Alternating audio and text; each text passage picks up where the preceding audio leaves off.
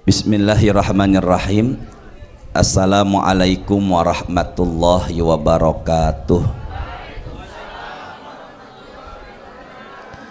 Alhamdulillah, nahmaduhu wa nasta'inuhu wa nastaghfiruh wa na'udzu billahi min syururi anfusina wa min sayyiati a'malina.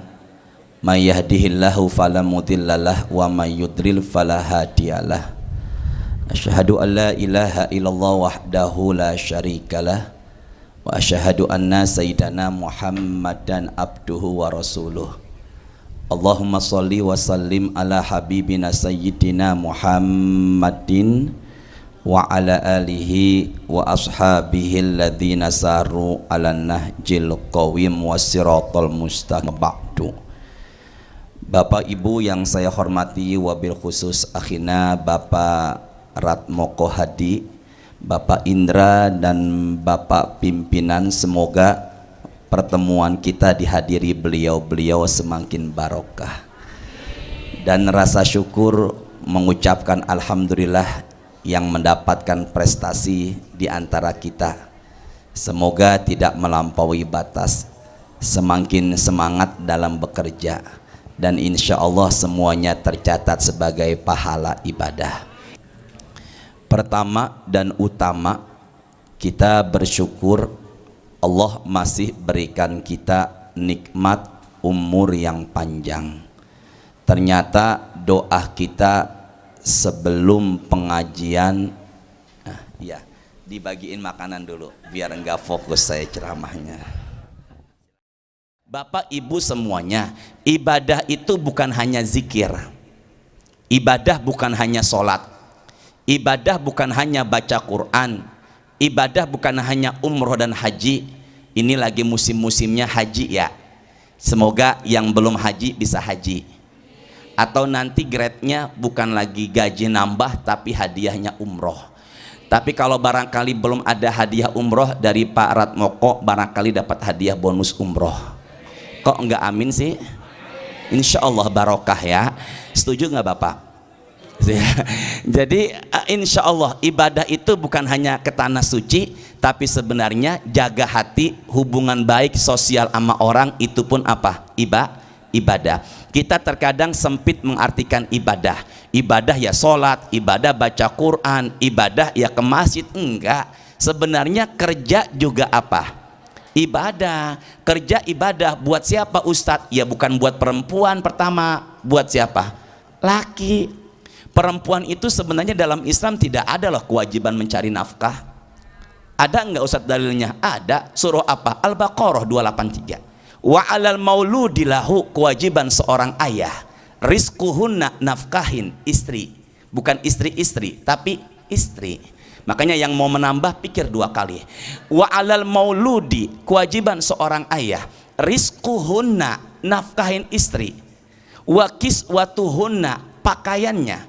Jadi kerudung ibu, baju ibu, rok celana ibu, sepatu sendal, sampai perhiasan kacamata yang dipakai ibu tuh sebenarnya kewajibannya siapa? Ya bukan saya ibu, jadi saya suami ibu dong. Siapa namanya ini? Ibu Rika. Semoga Kak Bapak salah. Ini harus diruqyah kayaknya ini. Ibu siapa namanya? Ya Allah, Bu Putri, semoga segala urusannya dipermudah sama Allah. Tapi kalau ibu mau jadi yang kedua juga silakan juga. Bukan dari saya, dari sini insya Allah. Siapa namanya nih Pak Ahmad? Gilang. Ya Allah Mas Gilang, semoga ke tanah suci Mas Gilang ya. Saya lupa tuh ngomong apa tadi saya. Astagfirullahaladzim. Ya, jadi kewajiban ayah, orang tua, bapak, suami itu nafkahin istri dan mengasih pakaiannya. Jadi ini Pak, Bu, kita fokus ya. Bapak, Ibu semuanya belikan wanita, istri, kerudung saja contohnya. Itu beliinnya pakai apa? Uang. Uang carinya dengan apa? Kerja. Saya ulangin. Belikan perhiasan buat istri, sedekah enggak? Kok Bapak jangan-jangan nggak pernah beliin perhiasan nih? Saya tanya, Bapak ngasih perhiasan sama istri itu pahala enggak? Pahala. Lah belikan perhiasan, belikan mereka pakaian, itu butuh apa? Uang. Ya kartu ya sama juga nanti kan. Ya nggak enak ngomong pimpinan soalnya yang ngomong. Belikan mereka itu kan pakai uang. Uangnya dapat dari mana? Dari kerja. Makanya kalau begitu bapak kerja seharian pagi sampai sore, niatkan Pak nafkahin istri dan ngasih pakaian, maka itu semuanya bernilai pahala ibadah. Ini belum, jangan perempuan, ini laki dulu, nanti kita akan bahas hukum perempuan kerja di kantor.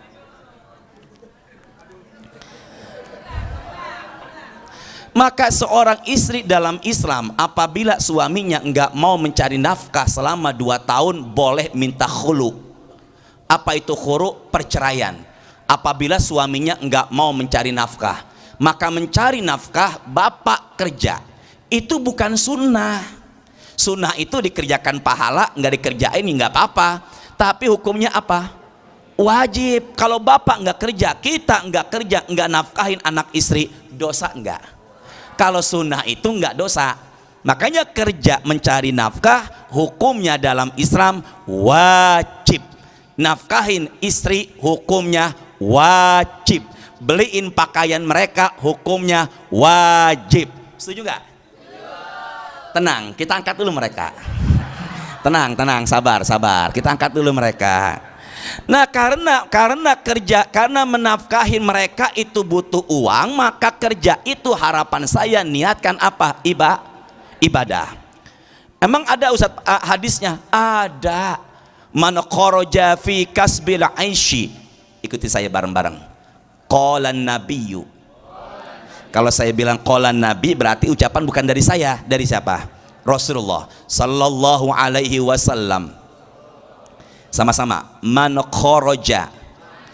Saya artikan langsung. Barang siapa yang keluar dari rumahnya, yuk, fi kasbil aishi, untuk cari nafkah, untuk bekerja, keluar rumah untuk bekerja, sama-sama. Fahuwa fi sabilillah, maka dia berada di jalannya Allah.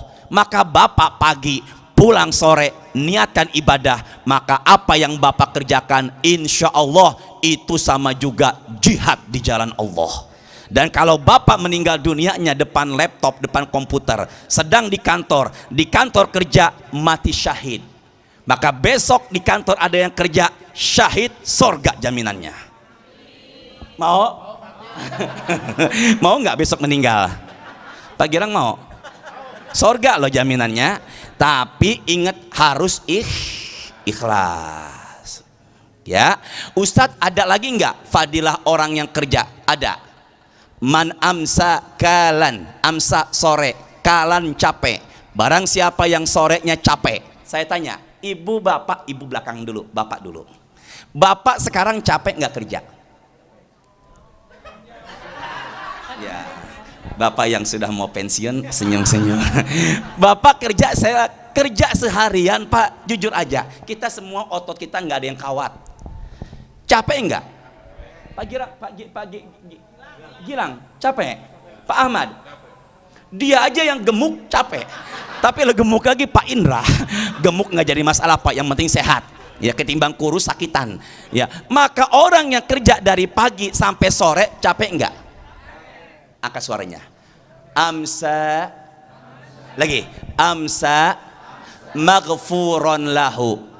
Barang siapa yang sore kerja dari sejak pagi sampai sore dan di sore hari dia capek, yang bicara langsung Rasulullah, amsa maghfuron lahu, maka di sore harinya dosa-dosanya diampuni sama Allah. Hadis sahih Tabrani. Jadi jangan sempit mengartikan ibadah. Penghapus dosa bukan hanya sholat, penghapus dosa bukan hanya baca Quran, penghapus dosa bukan hanya sedekah, penghapus dosa bukan hanya ke tanah suci. Bapak kerja seharian, bapak nggak sadari dosa-dosa bapak diampuni sama Allah. Tiba-tiba ketemu di sorga. Sorga ada 8 pintu. Pintu sholat, pintu sedekah, pintu puasa, pintu jihad. Orang yang kerja adalah jihad. Maka tiba-tiba bapak semua sorga dari pintu jihad dipimpin Bapak Ratmoko Hadi. Sampingnya Bapak Indra. Paling ujung dikawal sama Pak Gilang dengan Pak Ahmad. Mana Ustaz Hashim yang memberikan tausiah, memotivasi ibadah itu kerja, kata malaikat penjaga sorga, dia udah duluan ke sorga ketimbang kalian semuanya. Allahu Akbar. Semangat kerja itu menghapuskan apa? Tapi kerja harus Sekarang masalahnya perempuan kerja dalam Islam. Apakah boleh Ustadz perempuan kerja dalam Islam? Yang pertama, bedakan kalau dia punya istri, kalau dia menjadi istri atau bukan. Apabila dia sudah memiliki suami, maka bagaimanapun juga keluarnya wanita dari rumah harus izin siapa? Izinnya suami. Enggak tiap pagi jam 6 keluar, Pak mau kerja ya, besok lagi Pak mau kerja ya, lusa lagi Pak mau kerja kayak, enggak begitu. Cukup sekali diizinkan kerja, silakan. Maka perempuan dalam Islam silakan keluar rumah, tapi wajib izin sama siapa? Suami. Kalau apabila istri keluar rumah enggak izin sama suami, dalam Islam namanya nusyuz. Apa itu nusyuz? Wanita itu haram mencium bau sorga. Ciumnya aja haram, apalagi masuk. Makanya di neraka Rasul ngelihat yang paling banyak penghuni neraka adalah perempuan. Apa penyebabnya? Takfurnal ashir, karena enggak taat sama suaminya. Setuju nggak Pak? Bapak setuju nggak? Ibu setuju nggak? Enggak, ini memang hadis Rasul. Jadi kalau begitu apa penyebabnya? Karena dia itu enggak taat sama siapa? Suami. Tapi kalimat takfurnal ashir, ada ulama mengatakan kalimatnya arti yang lain adalah dia enggak pernah mensyukuri apa yang diberikan sama suaminya. Maka berapapun nafkah yang dikasih dari suaminya, dia apakan? Syukuri. Ibu tiap bulan dikasih 38.300.000 rupiah, maka syukuri, ucapkan alhamdulillah. Semoga ada barokahnya. Assalamualaikum warahmatullahi wabarakatuh.